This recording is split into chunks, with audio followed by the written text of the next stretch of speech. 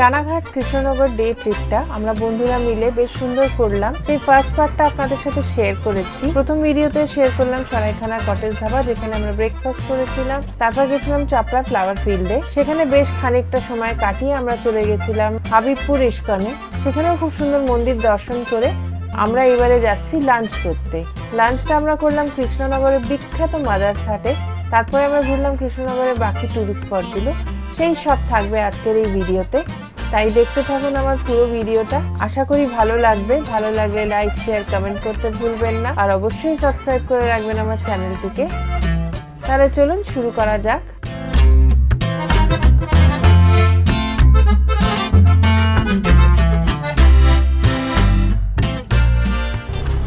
Hello viewers, and welcome to my channel Mita's diary. তো আমার কৃষ্ণনগর ব্লগের এটা সেকেন্ড পার্টটা শুরু করতে চললাম। এটা আমরা এখন চলে এসেছি মাদার্স হাট, কৃষ্ণনগরে একটা সুন্দর রেস্টুরেন্ট। এখানে খাওয়া দাওয়া করে আমরা নেক্সট কৃষ্ণনগরের বাকি ট্রিপটা করব। মহিলা দ্বারা পরিচালিত এই রেস্টুরেন্টটি এখন বেশ বিখ্যাত। মাদার্স হাটে এটা পুরনো রেস্টুরেন্টের সাথেই একটা নতুন রেস্টুরেন্ট করেছে। পুরনোটায় এখন ভীষণ ভিড় থাকে। পুরনো যেই মাদার্স হাটের রেস্টুরেন্টটা আছে সেটাতে কিন্তু একবার আমি এসেছিলাম, সে কারণে ভাবলাম নতুনটাও ট্রাই করা যাক। আর যেহেতু ডে ট্রিপ একটা সময়ের ব্যাপার থাকে, তো বেশি সময় নষ্ট যেন না হয় সে কারণে এদিকে আসলাম। এখানেও কিন্তু বেশ ভালো ভিড় আছে, তবে আমাদের কিন্তু ওয়েটিংয়ে থাকতে হয়নি, সঙ্গে সঙ্গে আমরা জায়গা পেয়ে গেছি। আচ্ছা, মেনু কার্ডটা তো এখানে স্ক্যান করে দেখতে হয়। অনেক বড় মেনু, আমরা কিছুই বুঝতে পারছি না। তো যাই হোক, কি নিচ্ছি সেটা শেয়ার করছি। একটু ঘুরিয়ে দেখাই। বেশ অনেকটা বড়। এটা কিন্তু নিউ কমপ্লেক্স, এদের পুরনোটা নয়। সোনিদের সাথে একটু দেখা করে আসি। এই যে এখানে আবার কেক, অনেক কিছুই বানানো, রসগোল্লা, ল্যাংচা, এদিকে আইসক্রিম। আর এদিকে বসে আছে তিনজন। এদের পুরোটাই ভেজ বলে এরা এই দিকটা বসেছে, আর আমরা নন ভেজ, আমরা ওই দিকটাতে বসলাম।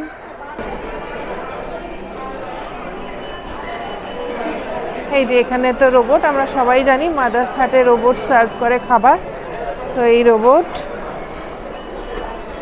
আর এই আর একটাও দেখতে পেলাম।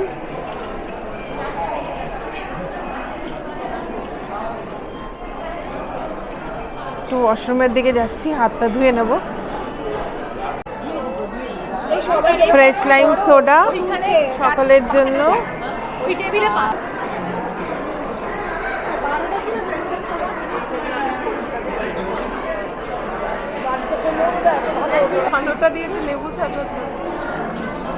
কেমন?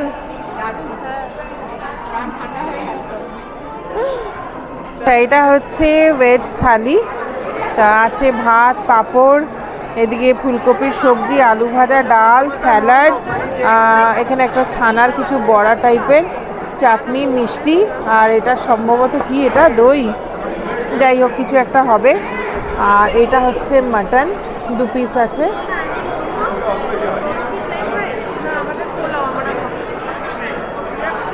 এটা হচ্ছে পোলাও, এটা আলাদা করে নেওয়া হয়েছে। আর এটা হোল ভেটকি মশালা এটা। আর আরেকটাও আছে, আসছে, এটা মাটন। এটা পদ্ম পাতার থালি। এখানে সবই মোটামুটি সেম দেখছি, শুধু মিষ্টির মধ্যে একটা রসগোল্লা। আর এই পোলাওটা একটু আলাদা দেখলাম নর্মাল থালির থেকে। ও না, এখানে একটা পটলের তরকারিও আছে। আর এটা হচ্ছে পোলাওয়ের সাথে মাটনের থালি। এই যে এটা মাটন, সাথে 2টো মিষ্টি আছে, গোলাপ জামুন আর সরপুরিয়া। আর এটা একটা ফিশ ফ্রাই, ফিশ চপ টাইপের অ্যাকচুয়ালি। আর এটা পমফ্লেট, মাছের একটা মশালা কিছু। আর এই যে পমফ্লেটেরই।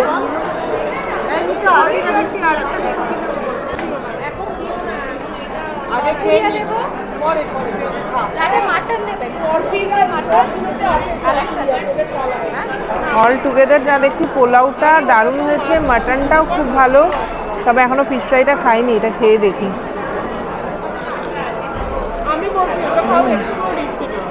এটাও কিন্তু বেশ ভালো,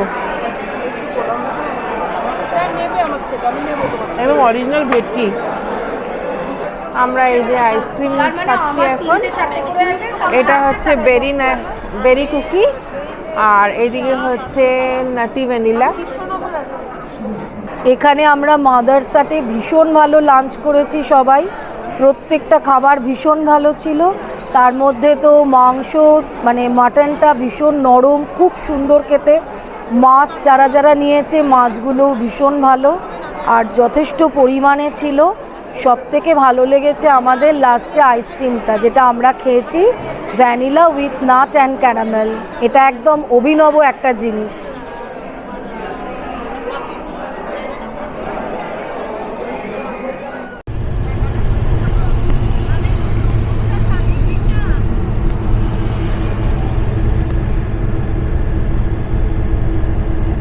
মাদার্স হাট থেকে লাঞ্চ করে আমরা এখন যাচ্ছি কৃষ্ণনগর রাজবাড়ি।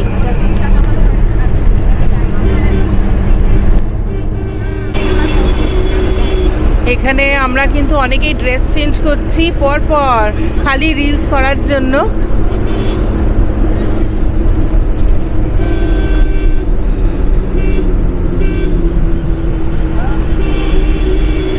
কৃষ্ণনগর রাজবাড়ি যাওয়ার আগেই কিন্তু এখানে ক্যাথেড্রাল চার্চটা পড়লো, তো সেটা আগে দেখে নিচ্ছি। খুব সুন্দর, এই একটা জলাশয়, আর এদিকে সুন্দর স্ট্যাচু দিয়ে সব সাজিয়েছে। আর চার্চের বেল শুনতে পাচ্ছি, কি ভালোই না লাগছে। বেলটা কি ভালো লাগছে না? জাস্ট এক্ষুনি খুলবে 4টের সময়, সে কারণেই বোধহয় বেলটা বাজছে। দারুণ লাগছে। ও এই দেখো কৃষ্ণ মন্দির, দেখো। ও দারুণ।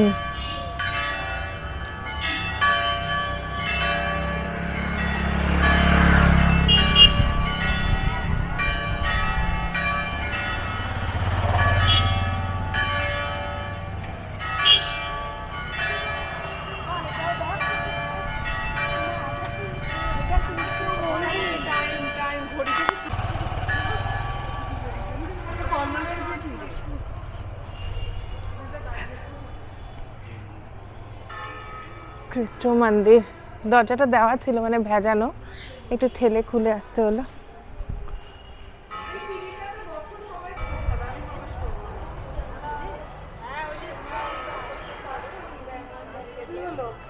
এই ভেতরটা এসো। থাক, এই কি সুন্দর।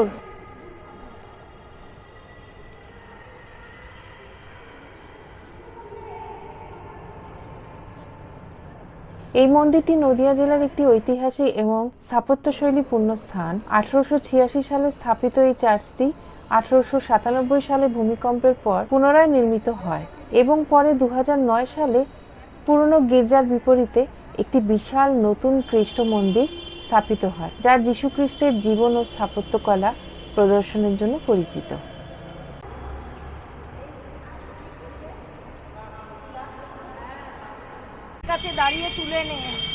দারুণ সুন্দর চার্চ। যাওয়া যাবে না? সেটা মানে কখন খোলা থাকে? 6টার পরে? দুপুরবেলা বন্ধ হয়ে যায়? ও না, এখন ঢুকতে দেবে না বলছে। 6টার পরে, প্রার্থনা হয়ে যাওয়ার পরে। 6টা দেবে না এখন। এরপরে আমরা শ্রী শ্রী সিদ্ধেশ্বরী কালী মাতার মন্দির দর্শন করলাম। মন্দিরের ভিডিও নিতে পারিনি, তাই কয়েকটা স্টিল দিলাম।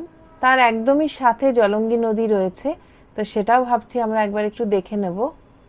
এটা জলঙ্গি নদী, একদম প্রায় শুকিয়ে গেছে, তো এটাও একটা স্পটের মধ্যেই। এখন আমরা এসে গেছি জলঙ্গি নদীর ধারে। কৃষ্ণনগরের জলঙ্গি নদী এক সময় যেটা ছিল প্রবাহমানা, এখন দেখুন কি অবস্থা, একদম শুকিয়ে গেছে। আর শুধু শুকিয়ে গেছে তা নয়, চারিপাশে আবর্জনা।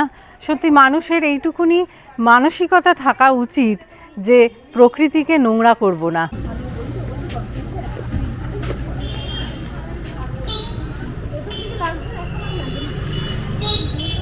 অনেক বড় বাড়ি।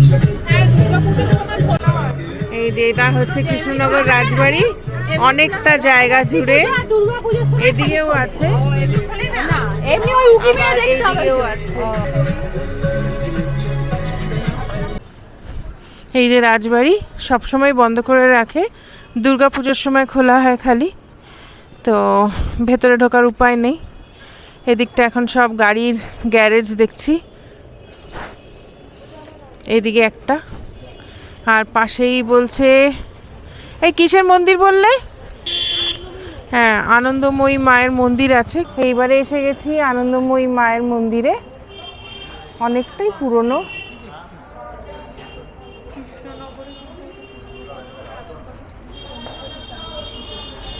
বাড়িতে আমার বাড়িতে নেমন্তন্ন করছি বলছি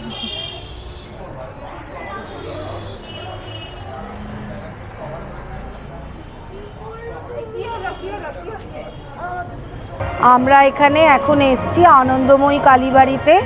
এটা আমাদের রাজা কৃষ্ণচন্দ্রের বাড়ির ঠাকুর, রাজবাড়ির ঠাকুর, 222 বছরের পুরনো। আর মা স্বপ্ন দিয়েছিলেন, এটা একটা অদ্ভুত মূর্তি। আপনারা দেখুন, মা বসে আছেন শিব ঠাকুরের ওপরে।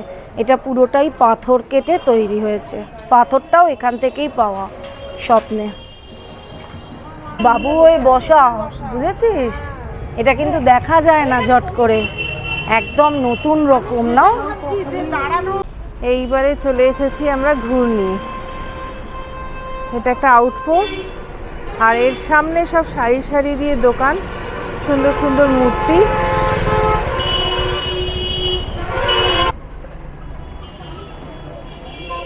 এই যে ছোট ছোট মূর্তি।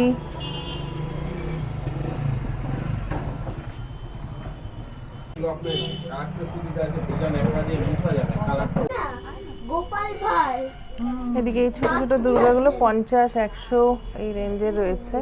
ডক্টরও আছে। ওই স্বামীজির এটা কত দাম? এই যে স্বামীজির মা এই যে জাদুরে ছিল 1400। এটা কি সব মাটি দিয়ে তৈরি? আর এইখানে একটা আছে দেখো, ওই যে বাচ্চা মেয়েটার একটু পিছনের দিকে, ওটা পড়বে 350। আচ্ছা, দেখি একটু বাবু। আচ্ছা, 350 টাকা। হ্যাঁ, ওটা 350। আর এইখানে একটা আছে, এটার দাম পড়বে হচ্ছে 550 টাকা। এই দেখো ভাব। ও বাহ, এটা তো খুব সুন্দর। হ্যাঁ, এটা 550 টাকা দাম। 550। এগুলো নোংরা হলে কি করে পরিষ্কার হবে? শুধু একটা শুকনো ন্যাকড়া শুকনো, দিয়ে ছেড়ে দেবে, হ্যাঁ। তাহলে আর কিচ্ছু হবে না। আচ্ছা, ওই দুর্গাটার দাম পড়বে 6500 টাকা, পুরো সেটটার দাম।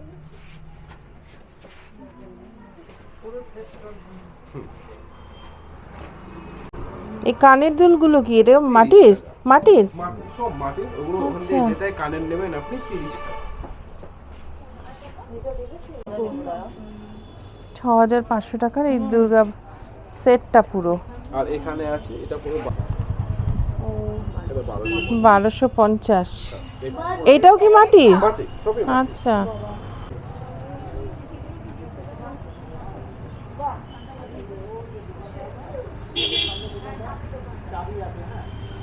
আমার সাথে আর কি কেউ ওদিকে দেখবে? তুই দেখবে কি?